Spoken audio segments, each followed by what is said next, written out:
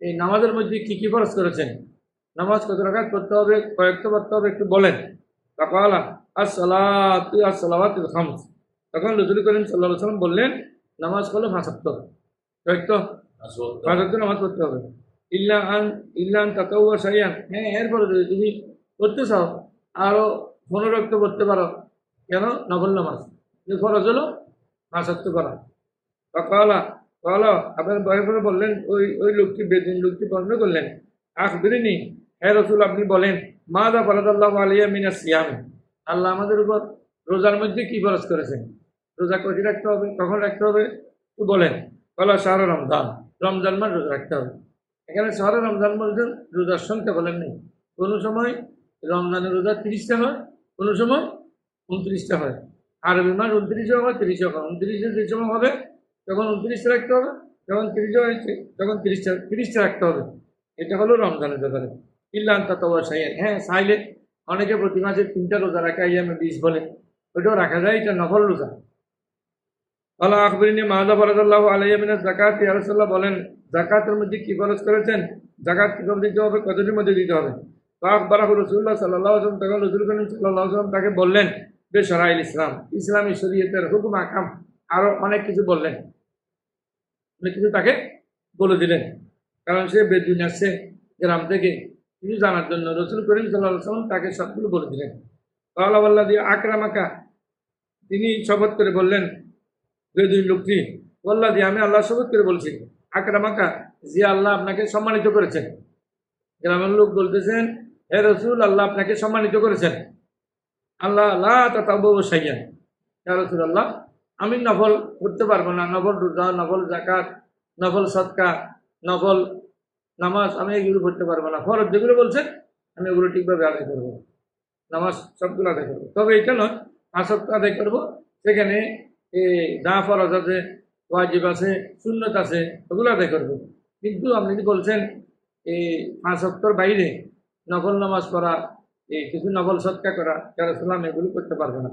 কিন্তু ওয়ালা আনকুযু মিম্মা ফারাদাল্লাহু আলাইয়া শাইয়ান, আল্লাহ আমার উপর কিন্তু যা ফরজ করেছেন আমি ওখান থেকে বিন্দু মাত্র বাদ দিব না, ফরজগুলো সবগুলো অক্ষরে অক্ষরে আমি পালন করবো।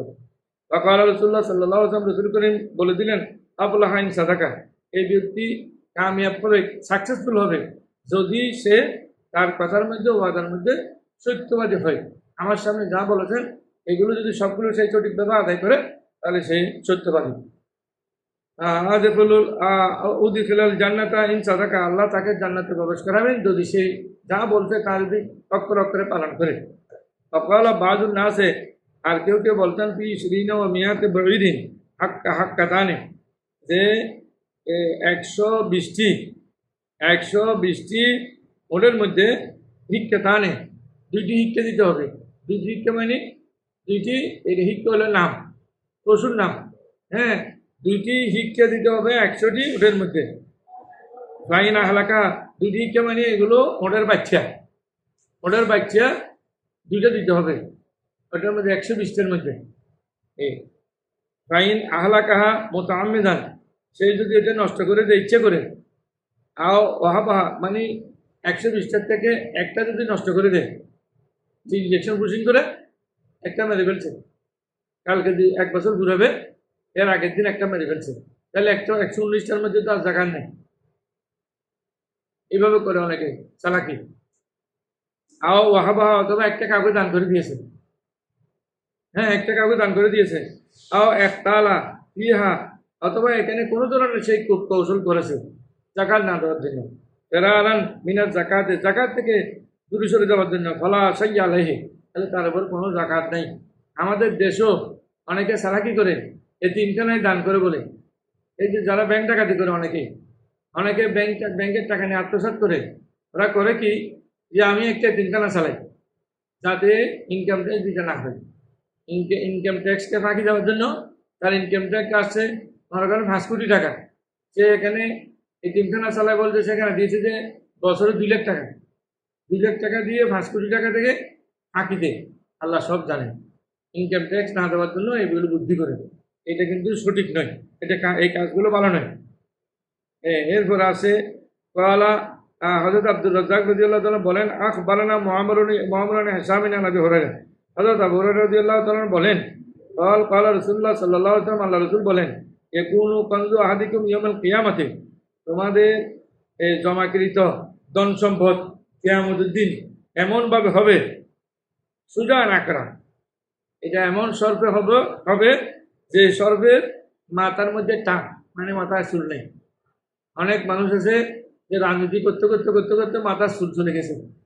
এভাবে সাপ যেটা বেশি বিষাক্ত তার মাথায় চুল থাকে না, এমন সাপ হবে আপনার ধন সম্পদ, সঞ্চিত ধন সম্পদ যারা টাকা দেয় না তাদের সম্পদগুলো সাপ হবে, সর্প হবে, এমন সর্প হবে বিষাক্ত সর্প যার মাথায় টাক, মানে টাক চুলের মতো কোনো চুল থাকবে না, মাথা খালি থাকবে। এফিদু মিনহু সাহেব, ওই সর্বকে দেখার সাথে সাথে মালের মালিক পালাতে থাকবে। ও বাবা, আমাকে সাপ আমার কাছে আসতেছে, নাউজুবিল্লাহ, এইভাবে পালাতে থাকবে। ওয়াতুল বহু, সাপ কিন্তু তাকে খুঁজবে। এই সাপ কিন্তু আর কাউকে কামড় দিবে না। এটা কিন্তু আসলে কোনো সাপ নয়, এটা আল্লাহ সাপ বানাইছেন কাকে? তার ধন সম্পত্তি। এই একুলু বলেন আনা কনজুকা, আমি তোমার সঞ্চিত সম্পদ। সাপ বলবো যে আমি তোমার সঞ্চিত সম্পদ বলছে, অন্য হাদিসে আছে, তখন এইদিকে আর এইদিকে কামড়িয়ে ধরবে, মুখের সোয়ালের মধ্যে কামড়াবে, আঘাত করবে, কষ্ট দিবে। তখন বলবে যে এই সাপ তুমি আমি কেমন করতে পারো? আমি সাপ নই, আমি তোমার ধন সম্পদ সাপ রূপে এসেছি তোমার কাছে, তুমি কেন আল্লাহর ফরজ যাকাত দাও না? এই জন্য তাহলে কি বলেন আল্লাহে লাইয়া জালা ইয়াতলুবুহু, যে সাপ এটাকে করতে থাকবে হাত্তা ইয়াবসুতা ইয়াদাহু, যে আর সহ্য করতে না পারে তার হাত টেনে দিবে। অনেক সময় শিক্ষকেরা মারার জন্য ছেলেদেরকে বলে হে হাত দাও, হাত দাও, হাত দাও, হাত না দিলে পিঠে মারে। তখন ছেলেরা হাত দিতে বললে হাত দেয়, হাতে টিচারেরা শাস্তি দেয়। এখন এই লোকটা তার হাত টেনে দিবে, হাত যখন টেনে দিয়েছে ভাইয়াল কামাহা পাহু, তার এবার মুখকে সেই কামড়িয়ে ধরবে, হাত দিয়ে বেয়ে তুলতে উঠে মুখে ধরবে, তার মুখে যখন কামড়িয়ে ধরবে, আঘাত করবে, তখন তার খবর হবে, তখন কষ্ট হবে। তখন রসুল্লাহ সাল্লাম, রসুল করিম বলেন ইজা মা রব্বুল নামে, যখন সম্পদের মালিক লম ইউতি হাক কাহা, সম্পদের হক দিবে না। তো আমাদের জন্য আল্লাহ রসুল কত সুন্দর ব্যবস্থা করেছেন। আপনার কাছে এই 1000 টাকা আছে, 1000 টাকা দিতে, 1000 টাকা আপনি জাকাত দিতে হবে 25 টাকা মাত্র, 100 টাকায় জাকাত দিতে হবে মাত্র 2.5 টাকা। তো আর 99.5 টাকা, বাকিটাতে আপনি 97.5 টাকা তো আপনার, যেটা আসলে জাকাত তো অল্প টাকা আসে। এটাও মনে করে যে অনেকে এটা আমার টাকা, এটা আপনার টাকা না, এটা আল্লাহ আপনার মাধ্যমে দিয়েছে যে গরিবের হক গরিবকে দিতে হবে, নাহলে শাস্তিগুলো ভোগ করতে হবে। যদি এগুলো না করে মুসাল্লাতু আলাইহি ইয়াউমাল কিয়ামাতে, আল্লাহ কিয়ামতের দিন তার উপর চাপিয়ে দিবেন যে সর্ব এবং বিভিন্ন ধরনের শাস্তি। তাকবিতু ওয়াজাহু বিআখফাফিহা, ওই তার জন্তুকে তার উপর চাপিয়ে দেওয়া হবে, তার উপর লেলিয়ে দেওয়া হবে। যেমন অনেক সময় পাগলা কুকুর ছেড়ে দিলে কুকুর যাকে পায় তাকে কামড়ায়। তো কিয়ামতের দিন আপনার যে ওটের সেই জায়গা দেয় নেই, ওই ওটগুলো ছেড়ে দেওয়া হবে। ওই ওটগুলো তার চেহারায় আঘাত করবে এবং ওটগুলো তার তার খুর দিয়ে আঘাত করবে, খুর দিয়ে শরীরে মারবে, কামড় দিবে, মুখে কামড় দিবে। এখন অনেক কষ্ট। অকালা বাজুর না আছে, কেউ বলছেন রজুল্লাহ ইবলুন মাখাফুন আন তাজিবা আলাইহি সাদকা। অনেকে মনে করেন যে ফি রজুলিল্লাহু ইবলুন, কোনো মানুষের ওট আছে, মাখাফা, সে ভয় করে আন তাজিবা আলাইহি সাদকাতে, তার উপর সাদকা ওয়াজিব হবে।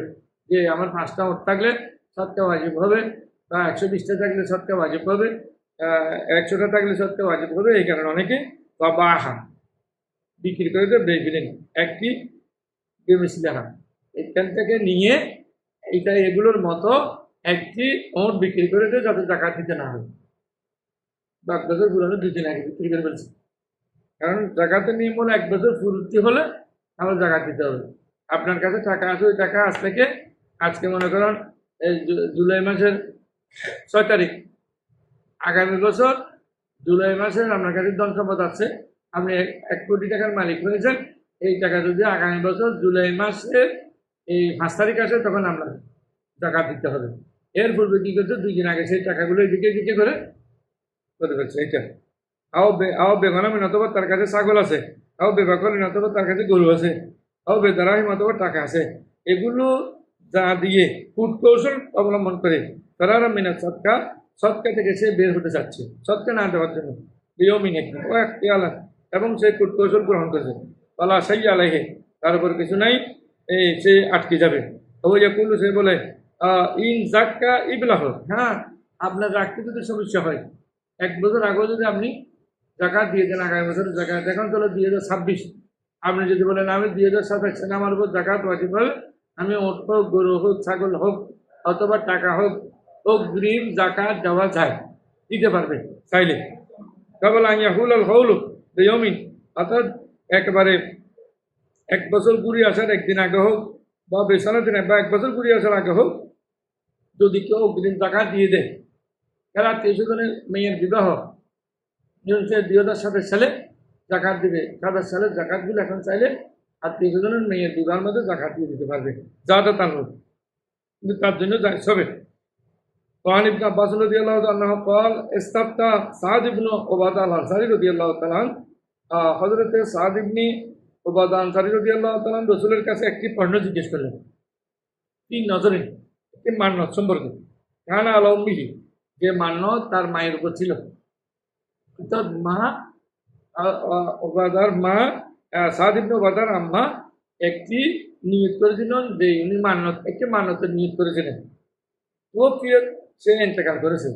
কেবল আয়ন তাকজিম, ওইটা পুরো করার আগে, কেবল আয়ন তাকজিয়াও, ওই মান্নত পুরা করার আগে